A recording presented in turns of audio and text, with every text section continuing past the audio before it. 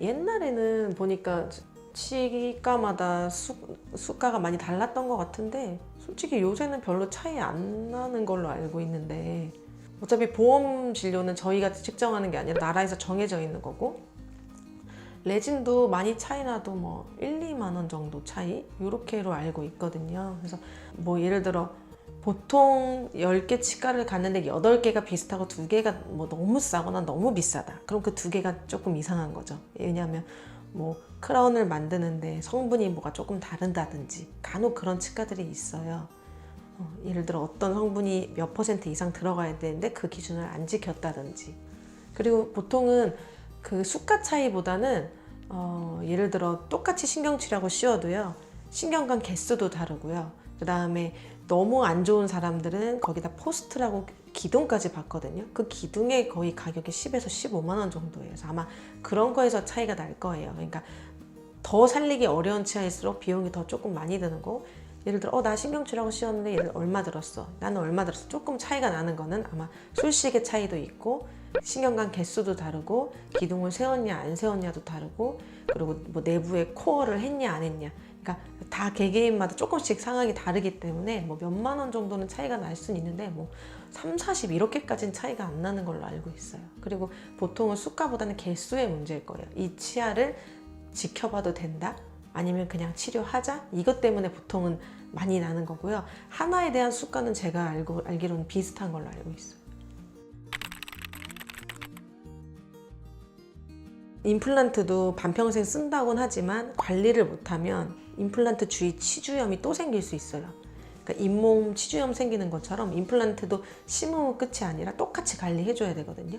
만약에 관리 안 돼주면 임플란트도 흔들릴 수 있는 거고요. 그래서 만약에 자기 치아를 살려서 쓸 때까지 쓰다가 나중에 임플란트로 넘어가야 훨씬 더 좋은 건데, 예를 들어 너무 빨리 뭐 20대 초반에 하면 써야 되는 그 연수가 너무 길잖아요.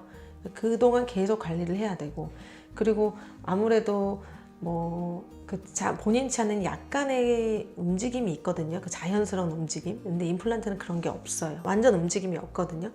씹을 때 위아래 이빨이 씹을 때 무리가 없이 씹을 수 있는데, 임플란트를 하게 되면 오히려 그 대합치가 조금 무리가 될 거예요. 얘가 아예 안 움직이니까. 그래서 뭐 위에 치아가 또 불편해질 수도 있는 거, 그런 장단점도 있고요. 뭐 보존과 선생님도 스타일이 되게 다른데 무조건 살릴 거야 라고 하는 보존과 선생님이 있고요. 저는 그렇진 않아요. 살릴 수 있으면 최선을 다하지만 무리해서 살리진 않아요. 환자분의 경제적인 상황과 환자분의 컨디션을 고려해서 환자분한테 제일 만족할 수 있는 치료를 주는 게 전 좋다고 생각을 하거든요.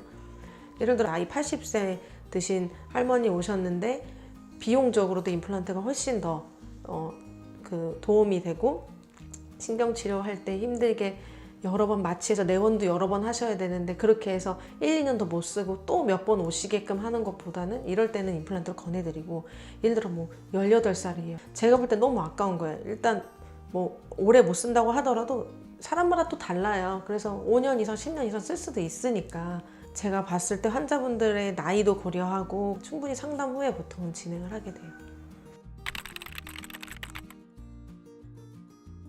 저희가 접근할 수 있는 신경관은 큰 신경관이에요. 치아를 뽑아가지고 그걸 현미경으로 염색을 해서 보면 사실 그런 메인 신경이 있는 게 아니라요, 옥수수 수염, 잔수염 뿌리 그런 것처럼 잔신경이 엄청 많아요. 근데 그런 데는 저희 신경치료를 잡을 수가 없거든요. 메인 신경만 해주면 거기가 통로가 딱 막히면서 영양 공급이 차단되면서 그런 잔신경에 있는 세균이 보통은 죽어요. 근데 그래도 센 애들은 살아남아요. 그래서 신경치료를 사진을 봤는데 너무 잘했어. 너무 잘해도 그런 잔신경에 남은 세균이 살아있거나, 아니면 크랙이라고 금이 뿌리 끝에 가 있는 경우가 있거든요.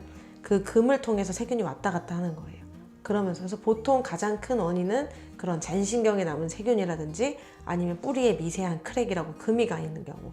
근데 엑스레이에 금이 안 보여요. 그러니까 살릴 수 있을 것처럼 몇 번 계속 다시 해보고 하는데 안 보이니까 답답한 거예요. 처음에는. 그렇다고 무작정 뽑을 수는 없잖아요. 근데 나중에 몇 년 있다 보면 그 의심했던 부위가 쫙 갈라져 있는 경우가 있어요. 그래서 금간 경우가 안 좋은 게, 처음부터 보이면 아예 신경치료 시도도 안 하고 발치해보자라고 하는데 처음에는 꼭 그냥 충치처럼, 그냥 기본 염증처럼 살릴 수 있을 것처럼 보여서 했는데 나중에는 금이 가 있는 경우도 있고.